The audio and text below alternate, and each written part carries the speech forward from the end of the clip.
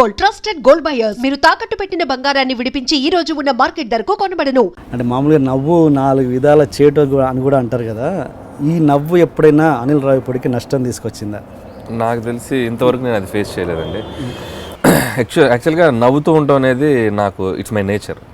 బేసిక్గా నేను నలుగురితో ఉన్నప్పుడు కానీ, నేను స్కూల్ డేస్ నుంచి కానీ, కాలేజ్ డేస్లో కానీ ఎక్కువగా జోక్స్ చేస్తూ అందరు నవ్వించడం, నవ్వుతూ ఉంటాం, ఇదే సరదా. సో మేబీ అది ఇన్బిల్ట్గా ఉందేమో. అలాగే నవ్వు అనేది నాకు లైఫ్లో ఒక పార్ట్ అండి. మేబీ నా సక్సెస్లో కూడా ఒక పార్ట్ అది. కాబట్టి ఐ రెస్పెక్ట్ దట్. నా నవ్వుని నేను రెస్పెక్ట్ చేస్తాను. కాబట్టి నాకు దానివల్ల నెగిటివ్ వస్తుందని నేను ఎప్పుడు అనుకోను, రాదనే నా నమ్మకం.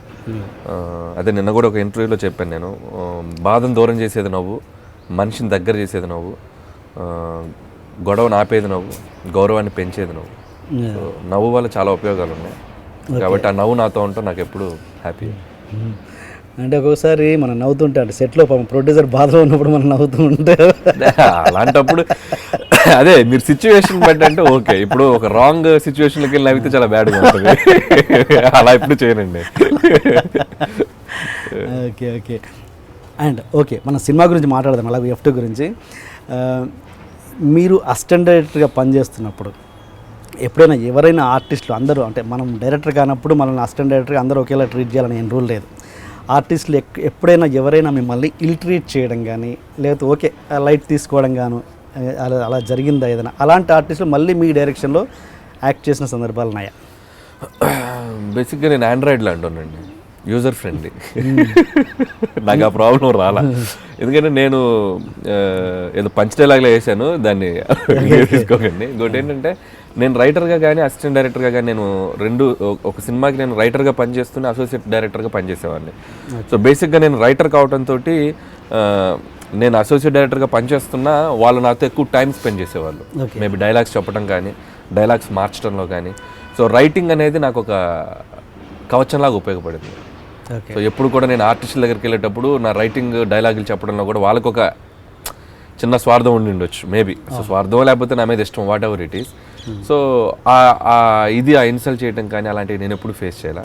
ఇన్ఫ్యాక్ట్ నాతో ఎక్కువగా క్లోజ్గా ఉండేవాళ్ళు. నేను అలా అసిస్టెంట్ డైరెక్టర్గా ఉండి నాతో చాలా క్లోజ్గా ఉన్న ఆర్టిస్ట్లో మెయిన్ శ్రీనివాస్ రెడ్డి. అందుకే నా సినిమాలో తను ఎప్పుడు ఒక చిన్న స్పెషల్ రోల్స్ చేస్తూ ఉంటాడు. సో అలా చాలామంది ఆర్టిస్టులు కూడా నాతో చాలా ఫ్రెండ్లీగా ఉండేవాళ్ళు. నాతో ట్రావెల్ అయ్యాక ఆర్టిస్టులతో నేను సినిమా ఇండస్ట్రీకి వచ్చాక, నేను డైరెక్టర్ అయ్యాక కూడా వాళ్ళతో నా ట్రావెలింగ్ అలాగే ఉంది. Okay okay. అండ్ సప్తగిరి కూడా మీరు ఇచ్చిందే కదా ఆల్మోస్ట్ బ్రేక్. మరి అలాంటి సప్తగిరి మీ సినిమాలో ఎక్కువ కనబడాడు ఎందుకు? అది వాడు పాపం ఈ సినిమాకు ముందు కూడా ఫోన్ చేశాడు. అంటే కుదరలేదు. వాడేంటంటే ఫోన్ చేసి, అరే అనిలు, నాకు నువ్వు 1 సీను 2 సీన్లు అయితే నేను చేయను రా. అక్కడే ఆఫ్ నేను. సరేరా, ఫుల్ లెంత్ క్యారెక్టర్ ఏదైనా మంచిది నీకు తగ్గట్టు తగిలితే చేద్దాంలే అన్నట్టుగా నేను అనుకుంటున్నాను. అది సెట్ అవట్లా. మేబీ వాడు అరే 1-2 సీన్లు అయినా పర్లేదు చేసేద్దాం అంటే ఏదన్నా మంచి ఎపిసోడ్లు 1-2-3 అన్నా తగిలేయేమో. సో తప్పు వాడి సైడ్ కూడా ఉంది. వాడు వెరీ క్లోజ్ ఫ్రెండ్, నాకు చాలా క్లోజ్ ఫ్రెండ్. అనుకున్న ఫ్రెండ్స్ చాలా అసిస్టెంట్ డైరెక్టర్గా ఉన్నప్పుడు. అదే కందిరిగా అనే సినిమాలో తను యాడికి పోయేదని ఒక ట్రాక్ చేశాడు. యాక్చువల్గా అది నా కోసం రాసుకున్న ఆ సీను. సో నేను కందిరిగా వాసు గారికి చెప్పి, ఇది ఎక్స్టెన్షన్ అనమాట, సీన్ ఎక్స్టెన్షన్. సార్ నేను చేస్తానండి సరదాగా అన్నాను. చేస్తే అప్పుడు సరే అనిల్ నువ్వే చేయన్నాడు. సడన్గా నేను నైట్ నిద్రపోయి ఆలోచిస్తుంటే, మన ప్రొఫెషన్ ఇది కాదు, మనం ఏదో ఆర్టిస్ట్ అవుదామని లేదు, మనకెందుకు ఇది, పోనీ వాడికన్నా అప్కమింగ్కి ఇస్తే వాడికి హెల్ప్ అవుద్ది కదా అని చెప్పి నేను వాడికి ఫోన్ చేశాను, సప్తగిరికి. ఫోన్ చేస్తే నెక్స్ట్ రోజు మార్నింగ్ వచ్చి వాడు చాలాసార్లు చెప్పారు ఇది. అండ్ అంటే ఓకే, బాగా ఇలిటరేట్ పక్కన పెడితే బాగా ఉండి చాలా బాగా ట్యూన్ అయిన ఆర్టిస్ట్ వాళ్ళకి మీ సినిమాలలో అవకాశం ఇవ్వలేని పరిస్థితి ఇప్పటి వరకు? బాగా ట్యూన్ అయిన ఆర్టిస్ట్కి ఇవ్వలేకపోయినదంటే బ్రహ్మానందం గారు. The most legendary actor. అంటే మీరు చాలా క్లోజ్. సినిమా నేను అసిస్టెంట్ డైరెక్టర్గా ఉన్నా, రైటర్గా ఉన్నప్పుడు కూడా బాగా నన్ను పలకరించేవాడు, బాగా చూసుకునేవాడు ఆయన. సో అన్లక్కీగా నేను చేయలేకపోయా, ఎంతో కుదరలా. దానికి పర్టికులర్ రీజన్ ఏం కాదు. మేబీ పటాస్ సినిమాకి అప్పుడు చేద్దాం అనుకున్నా, బట్ కొన్ని బడ్జెట్ ఇష్యూస్ వల్ల చేయలేకపోయాను పటాస్ టైంలో.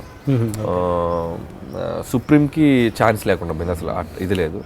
సో రాజా ది గ్రేట్లో కూడా ఆయన చేయాల్సిన పర్టికులర్గా బ్రహ్మానందం గారు చేసేంత క్యారెక్టర్ ఎక్కడ నాకు దాంట్లో కనపడలేదు. స్క్రిప్ట్లో కూడా ఎక్కడ తగల. సో అందుకని కుదరలేదు. అదొకటి వెళ్తే నాకు ఉంది, ఆయనతో చేయలేకపోయాను. ఎందుకంటే కామెడీకి నేను కొంచెం స్ట్రాంగ్గా బిలీవ్ చేసి వెళ్తూ ఉంటాను. సో అలాంటిది కామెడీలో ఈజ్ కింగ్. సో ఆయనతో పని చేయలేకపోయానని ఒక ఫీలింగ్ ఉంది.